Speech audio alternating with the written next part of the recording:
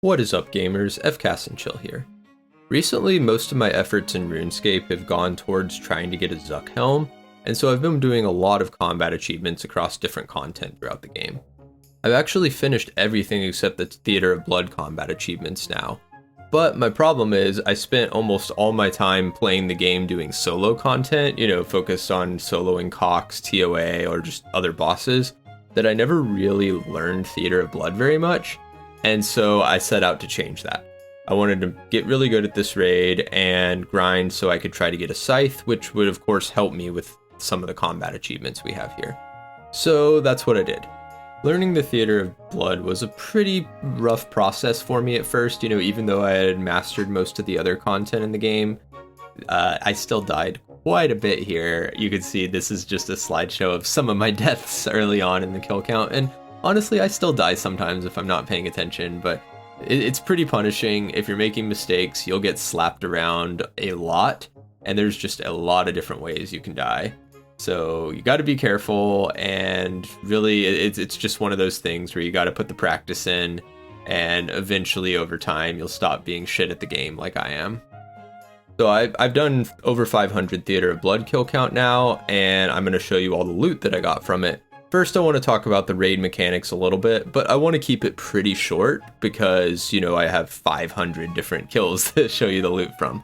So let's get into it a little bit. The Theater of Blood raid is a bit different from others in that there's not really any puzzle rooms or anything like that. It's essentially just 6 separate boss fights, and that's it, which, actually makes it a lot of fun. I really love Cox. Like, Cox is probably the raid that, I've, enjoyed the most, and I've spent so much time there. But after doing a lot of Taub, I might like Taub even more than I like Cox, which is a tall order for me because everyone knows I just love Cox. But anyway, so let's get into the Theater of Blood bosses. First up is Maiden. So the Maiden is a pretty straightforward boss at different health intervals, so 70%, 50%, and 30% HP remaining. She will summon a wave of red crabs, and if these red crabs get into her, then she'll heal up significantly and have her damage increased. So what you'll want to do is have some people freeze to keep the red crabs from getting into her, and then kill them off, or at least get them very low HP before moving on. So typically I like to go in trios, and usually with other people who don't have a scythe, because that kind of maximizes my chance of getting purples in my name. So when you're doing a trio setup, usually you'll just have one solo freezer who's able to catch most of the crabs if they're on top of things. So they'll catch the crabs, then barrage the stack of crabs up, while the other players just kill off the stragglers. And that's really it for Maiden. Kill the 3 waves of crabs and then kill her. Moving on, the next boss we have is the Pestilent Bloat. So one thing with Bloat is you want to bring an enchanted salve because it is undead, and that'll make you do more damage. But Bloat is pretty straightforward as well. Typically you just go in the room and then wait for him to walk around until he goes down. You'll see the light on his chest start to flash. Then you can go in and get a few attacks in, maybe hit him with a Chally spec before running away. And then as you're waiting for him to go down again, hands and feet will fall from the sky. And so you just got to keep an eye on the shadows in the room and not get in his line of sight because he'll also attack you with flies. So that's really it for Bloat. The next room is the Nylos room. So for Nylos, there's going to be crabs coming in that have 3 different styles. So there's the melee crabs, mage crabs, and range crabs. And so you'll use each of those respective attack styles to kill, melee for the gray crabs, range for the green ones, and mage for the blue. Typically in a trio, you'll have one person focus on each style of crab, and you want to focus on killing the ones that are attacking your teammates first before targeting the ones that are on the pillars. If any of your pillars go down, then everyone on the team will take pretty sustainable damage. It's quite a big chunk. You don't want that to happen. And then after you beat all the waves of the Nylos and save all your pillars, then you'll fight the boss at the end. And the boss just changes styles between the 3 different, mage, range, and melee. And typically with a 5-tick weapon, you can hit the boss twice before it changes styles. So that's typically what you'll do. Whenever it changes styles, you'll first change your prayer, then swap your weapon and gear, and then just click him and get 2 attacks in before doing the following. So moving on, next we have Sotetseg, and Sotetseg is probably the hardest boss outside of Verzik for learners. There's a lot going on here, and it's easy to mess up and die. But the fight has 3 different phases, so it'll change phases whenever it gets down to 2/3 HP and then 1/3. So the way the fight works is you just stand near Sotetseg, and he'll shoot out different red balls at you. And when these hit your teammates, you have to be praying mage. But whenever they hit somebody, the balls will split and then target towards other teammates. If a red ball is coming at you, you need to be praying mage when it hits you. If a black ball is coming at you, you need to be praying ranged. And then if a ball is not about to hit you, you want to be praying melee so that Sotetseg can't melee you, because he can actually hit in the 40s if you don't have your melee prayer up. One other common thing that you want to do here is you want to stand within melee range of Sotetseg, because if you're not within melee range, after he does a certain number of non-melee attacks, he'll launch a very large ball at the team, and you want to minimize this happening. When the large ball is launched out at the team, what it does is if it hits one player, it will KO them for max damage unless you tick-eat it.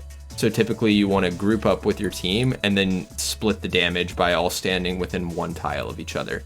Usually this is done by moving to the front of Sotetseg, and then the ball will hit, it'll split the damage across the team, and then you just go back to your respective spots. During each phase transition at Sot, you have to go through a maze. So one person will be sent down to the Shadow Realm, and they'll have to run through specific tiles on a maze, while the other people can see what tile the person in the Shadow Realm is standing on, and they'll have to follow them through the maze. If anybody messes up, it'll actually like fuck your team over pretty hard, because everyone near them will take damage. So a lot of the time, if you're going with people who have a tendency to fuck up the maze, you might want to throw Redemption on just in case you get PK'd. And that's really it for Sot. Just go through each phase, do the maze at the end of it, and then finish him off. Next is Xarpus. So Xarpus, the fight starts by these exhumed tiles appearing on the ground, and you just want to make sure you stand on them to prevent Xarpus from healing up. So you just need one person standing on each exhumed for the duration that it's active, and then it'll go away. In 3-man ToB, these spawn much slower than 4-man, and they're actually easier to deal with. So again, this is another reason why I like trios. And then after all these exhumes go away, then Xarpus will get up. You can spec him with, Dragon Warhammers or BGSs to lower his defense, and then you can either just range or melee him to kill him. Meleeing him's a little complicated because you want to make sure you're moving back at the right time so that the acid is not lining the tiles adjacent to him. But I don't want to get into exactly what you need to do for that right now. So then once Xarpus gets down to about 28-27%, he'll do a big screech. And then after that, he'll just sit in the middle of the room and rotate in different directions. If you attack him when he's facing you toward the corner you're standing in, he'll reflect damage and do a shit ton back to you, likely killing you. So you just need to make sure you're moving around the room. Usually right before he's about to turn, I'll try moving to where he's already facing, because then I know he'll be facing a different direction. So that's it for Xarpus. Then we just need to finish up with Verzik. So the Verzik fight's pretty long compared to the other bosses, and there's a few different phases. So the first phase, you have to stand behind these pillars whenever she's attacking, and you'll want to use the Dawnbringer, which is a staff you pick up at the end of the Xarpus room. And this Dawnbringer, everyone can use their special attack with it on Verzik, and it'll deal massive damage. Other than that, you want to just hit her with melees when you're not using the Dawnbringer, and if you have your thralls, you want to use a melee thrall that'll do more damage to her. And you just need to make sure you get behind the pillars whenever she attacks, and when the pillar's about to go down, you swap to another pillar. That's really it. For phase 2, you need to make sure that you're stepping away out of melee range whenever she's about to attack, or you'll get bounced and take massive damage. Also, you just need to make sure you're looking out for crabs that might come up and attack you. When she gets down to 35% on phase 2, then she'll spawn some red crabs that you'll want to change your prayer to protect from mage at that point, and get the red crabs pretty low, because if you don't, they will heal her for a lot of health. Then that's really it for phase 2. You just need to make sure you keep staying out of melee range when she attacks, and then that'll be it. And then we move on to phase 3. Phase 3 is a little more complicated because she'll target one player at random, and that player will be the tank. So the tank will need to make sure that they're not getting the rest of the team meleeed. So one tick before Verzik starts her attack animation, she'll check to see if the tank is within melee range. If they are, then she can melee every single person that's standing next to her at the same time, and they can hit for massive damage, and protect from melee does not help here. So if you're tanking Verzik, what you want to do is you want to make sure that you step back at the right tick whenever she's about to do an attack. So the way I usually do that is when I see her stop her attack animation, then you count 3 ticks and then click either under her or away from her to make sure you're not in melee range the tick before she starts her next attack. And so you just want to make sure you do that so you're not PKing your team, and then just pray correctly for her ranged or mage attacks. Whenever she's about to do her webs attack, she'll walk toward the center of the room, so you want to all stand on this tile and spam click her. After you get your attack off, then you start running around the room 1 tick later, and then you can hit her on each side, and that'll dodge all the webs so no one will get caught. Then once she gets down to 20% HP, she'll summon a bunch of tornadoes, and if anybody touches their tornado, it'll heal her for a lot. And you want to make sure that you're just kind of dumping your specs at this point and moving around to avoid the tornadoes. She also speeds up her attack to 5 ticks instead of 7 during this phase. There's also one other phase in Verzik, if you're not killing her very quickly, is there'll be the yellows phase. This is where she'll spawn a yellow on the map for each player, and then you need to make sure that you're standing on a yellow by yourself whenever she launches these balls in the air and they fall and hit you. This can be a little hard if she does this during the tornado phase, so sometimes newer Tobbers will wait until after she does the yellows attack before getting her below 20% spawning the tornadoes. If Verzik still isn't dead after she does some attacks after her yellow attack, then she'll also launch a giant green ball at somebody, and if this hits you, it does 74 damage. You can pass it to other players by being close to them, but usually in regular Tob, someone will just tank the 74 damage. But that's really it for the Verzik fight, and once you do that and kill her, then you go in and check and pray for a purple. If nobody dies, it's about 1 in 9 chance or so for anyone on the team to get a purple. So that's it for the Tob mechanics. Went a little bit longer than I was expecting it to, but I guess there's a lot to talk about. But anyway, let's get into the loot. I'm going to start off by showing you what I've got. So I actually don't have my first couple kill count for the loot for Tob, and that's because really early on, a long time ago, I did a few Tob and got spooned in a Vernik Defender at 4 kill count, and then didn't really Tob for a long time. So, you know, I've realized with the Avernic, there's really not much reason to Tob other than to get a Scythe, and so I just didn't come back to the raid for years even. And so we're going to start with that 4 kill count Avernic here, and then go from there and show everything.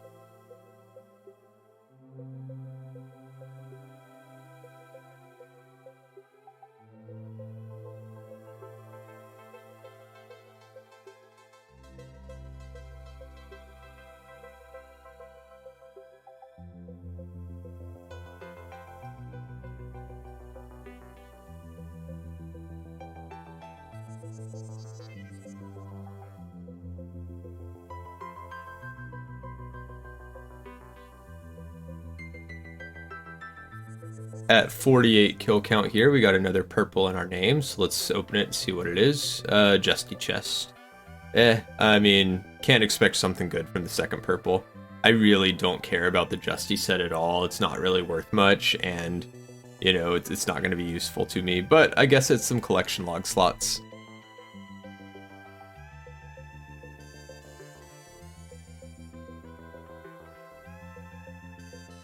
And here at 62 kill count, we already got another purple in my name. Let's see what it is. And a Vernic. Okay, well, it's good bond money. You know, these go for like 50 to 60 mil a pop, so, you know, definitely could be worse.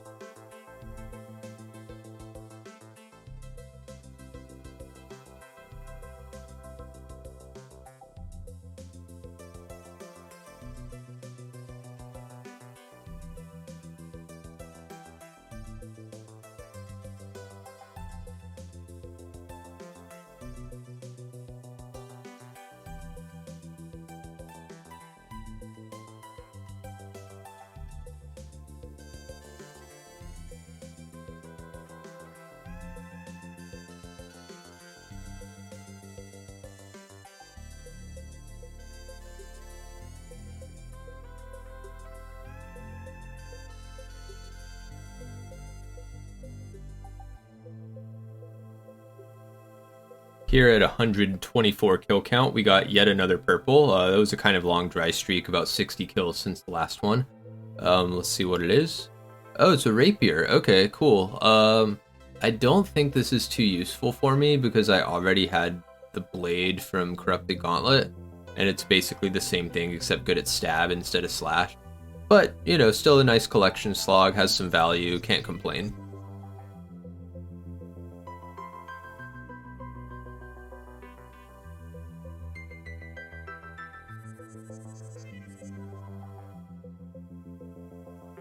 Then at 140 kill count, we got another purple, and I was actually streaming for this one, but I don't have the stream audio on here because I was using some copyrighted music. Don't tell Twitch that.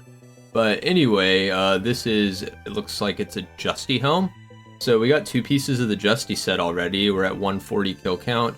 Purple rate's going okay, just, you know, still no scythe, and I was just really hoping I could get spooned one after going dry for both T-Bow and Shadow, but we'll keep at it, see how it goes.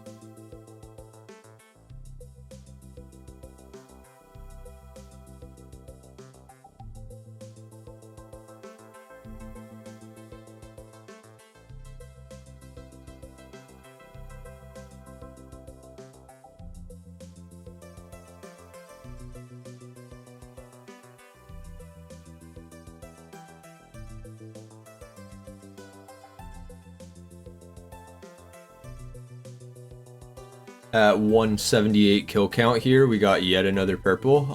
I feel bad because the guys I'm raiding with aren't really getting many and I'm stealing a lot of them, but I guess that's just how it goes sometimes. And it's another Avernic, alright.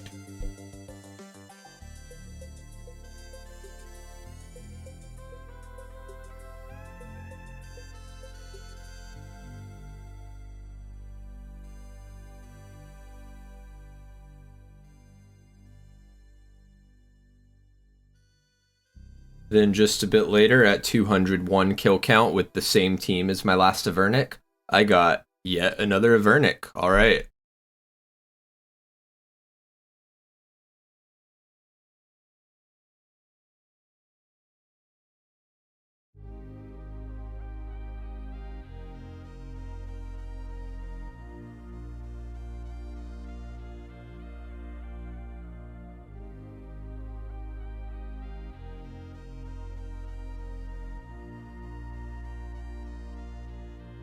.234 kill count now, another purple in my name. And we got the Justy legs. Alright, completed Justy set. So now we have, I think, everything except the Sang Staff and Scythe in terms of the purples here at Tob. So that's not bad for 234 kill count. Starting to get up there. Remember, Scythe is 1 in 19 purples, and this was number 8 for me. So hopefully soon, but you know, it's not going too bad so far.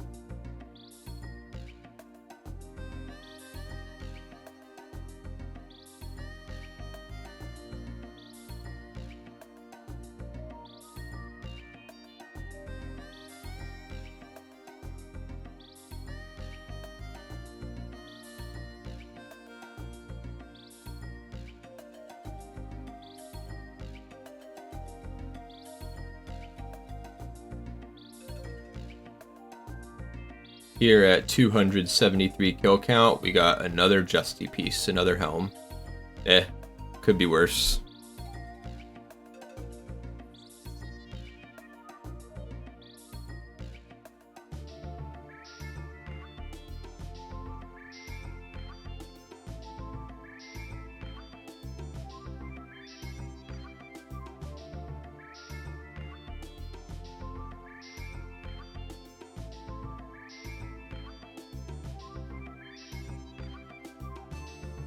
.308 kill count here, yet another purple in my name.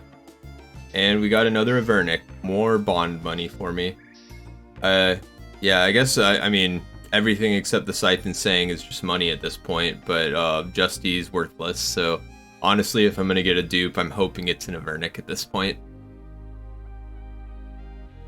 Then just 2 kills later, after that Avernic at 308, we got another purple at 310 in my name, pretty lucky. And Justy legs, of course.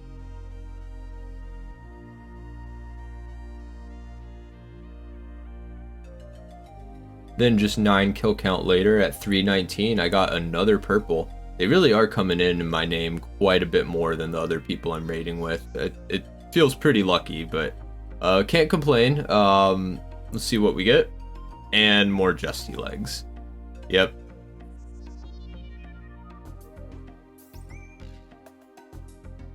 Then at 327 kill count, yet another purple in my name. Man, doing these trios with people who don't have scythes so I can usually get MVP is really good for my purple count. But again, another Avernic, not lucky, never lucky. Hopefully we get the scythe before the 19th purple. I really don't want to go dry for all 3 mega weapons.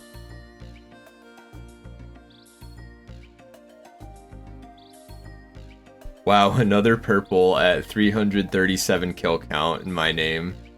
And it's a rapier. Yeah, we got an elite clue too, I guess, which is kind of nice. I have been doing my clues as I've been doing all these Tob kill count, and I have been stacking up some elite caskets that I'll open for a later date, probably for a video. But anyway, back to the Tob loot.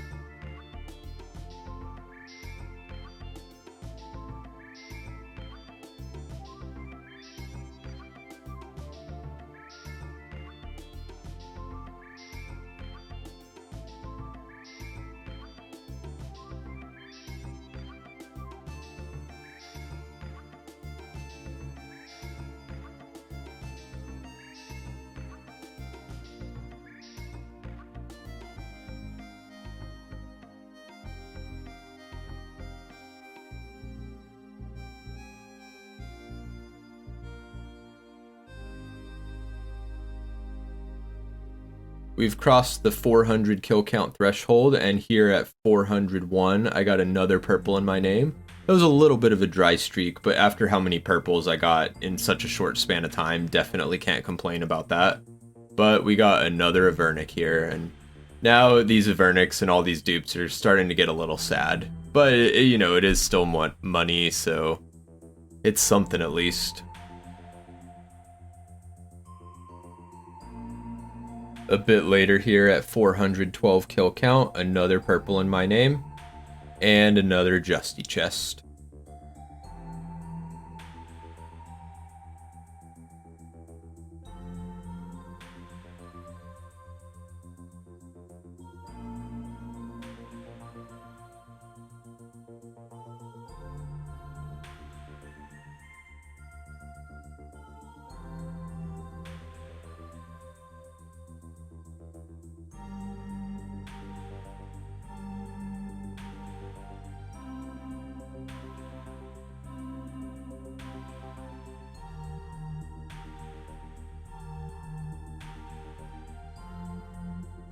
Alright, at 461 kill count, we got yet another purple.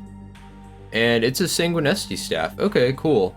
So this is a new collection log slot for me. I'm now just missing the scythe. I guess with the Sang staff, I'm not going to use it much since I already have a shadow. But I guess I could use it at Tob. It is an upgrade from the Trident. But at the same time, the Trident's kind of nice for popping the purple crab at Verzik with poison. And it's going to be a lot of blood runes to use this, so I honestly might not even use it that much, but it's still a cool item, pretty valuable, and a collection log slot. 5 kill count later at 466, we got another purple, and another Avernic. Just more and more bank money.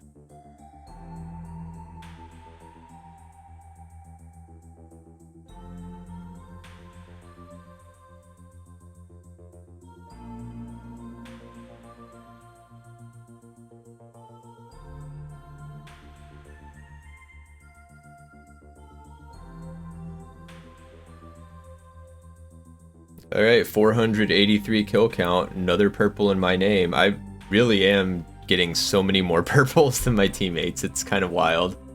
But let's see, and we got a rapier. Okay, at least it's some good money, more than any of the Justy pieces.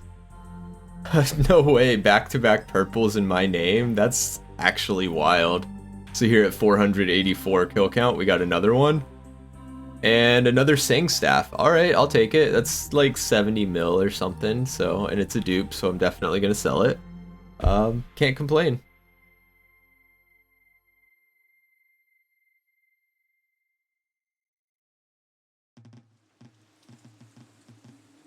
So here we're wrapping up the 500th kill count to see if we can get lucky and get a number 500 scythe.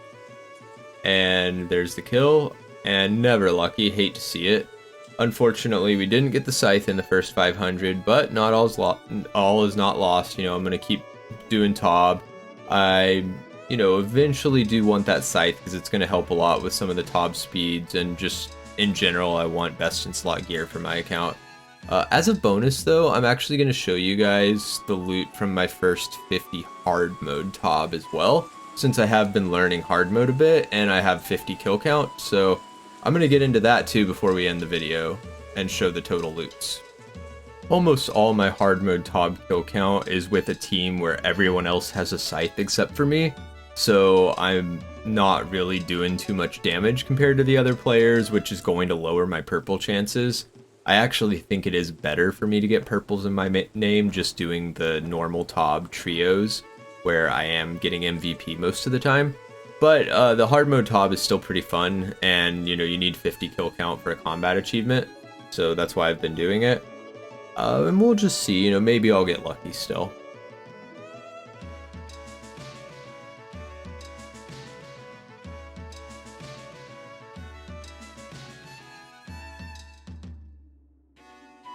And here at 15 kill count, I did not get a purple here. However, I did end up getting the Sanguinesti ornament kit.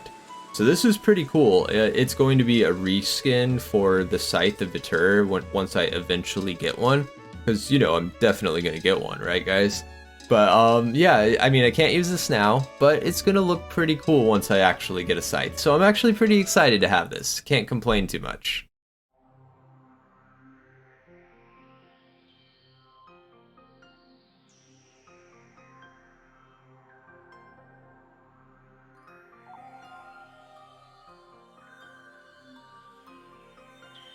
And here at hard mode kill count number 36, I got my first hard mode Tob purple, and it ended up being a rapier.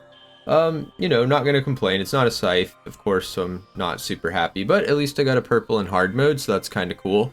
Yeah, we're gonna finish up this 50 and see if I can get anything else. And there's the 50 kill count. Never lucky. Unfortunately, we didn't get any scythe from that either, but let's total it up and see what all the loot is. But first, I'm gonna come over here to this guy and claim my cape that I get for the 500 Tob kill count. So yeah, now I have a new collection log slot with that for the 500 Tob kill count, and let's show the total loot. So here's my collection log from everything that we've done so far. So you can see I actually ended up at 21 purples, which is pretty good for my kill count. Doing mostly trios where I'm getting MVP a lot of the time, it is, going to be something like 1 in 25 to 30 for a purple in those kills, but it wasn't all trios. I did do some 4s and even a few 5s. So I'd say I got a little bit lucky overall on purples. Can't complain about that. But, the scythe is 1 in 19, and we have crossed that threshold. I'm at 21 now. So I am now officially dry for scythe. And I also went dry for both T-Bow and Shadow. Extremely dry for T-Bow. So it is kind of shitty on an Iron Man to go dry for all 3 mega rare weapons. But, that's just part of the grind. That's how it goes sometimes. And we're just going to get back in there and keep doing Tob. I'll be back at some point with more Tob loot video. But hopefully we can get the scythe before, 1,000 or something like that. Who knows? Just going to keep at it. Did get 21 purples, so that's at least a nice perk. And here's the total loot. So I am missing some of the early kill count on this tracker. You can see with the 542, that's a bit less than the 500 Tob and 50 hard mode, but most of it's here. So this 1.03 bill is the total here, but one of the Avernix that I got very early on is missing. So really it's more like 1.08 bill and change. So almost 1.1 bill from all this Tob, and that's without getting a scythe, so still pretty good for the bank value. Not bad at all. Got a lot of value, and I'm still pretty happy about that Sanguinesti kit that I got, so once I do get the scythe, it's going to look pretty sick. Lots of herbs too. You can see that there's a lot of grimy herbs here that I will actually be able to use. A lot of it's Snapdragon, Ranarrs, and Torstal. so that's all pretty nice. Lots of Addy ore and Runite ore too, if I ever want to make those into alks and make my GP stack go up. And of course, lots of elite clues, so that elite stack is getting pretty thick, so we'll pop that later. But anyway, I'm going to be back sometime later with more content. I still need to wrap up some of those combat achievements to finish up my Zuk Helm. I'm getting pretty damn close, so I'll have some more content soon for you guys. And yeah, I appreciate you all watching. Please like and subscribe if you enjoyed the video. Follow me on Twitch if you ever want to catch my streams, and I will catch you guys later.